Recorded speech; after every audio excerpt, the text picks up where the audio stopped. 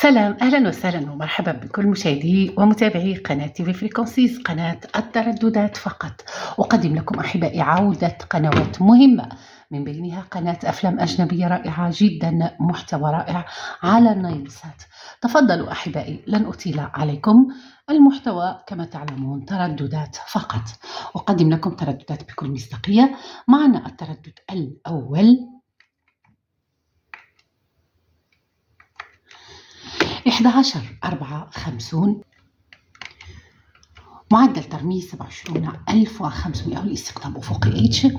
هذا أحبائي تردد قناة العاصمة الجديدة، عادت للعمل بأفلامها، أفلام أجنبية أمريكية مترجمة للغة العربية، أكشن، رعب ورومانسية.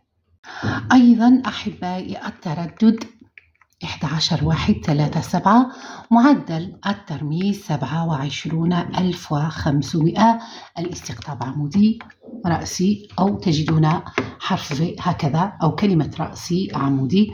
على هذا التردد أحبائي عادت قناة البصرة، سألتم عنها وكنت أشك أنها ستعود اليوم للعمل، عادت على هذا التردد وبإشارة قوية. نمر أحبائي إلى التردد الموالي. أيضا أحبائي ظهور قناة على التردد 11565، معدل ترميز 27500 والاستقطاب أفقي اتش. ظهور قناة أنا سوريا على هذا التردد أحبائي، قناة سورية محبوبة جدا. نمر أحبائي إلى التردد الموالي.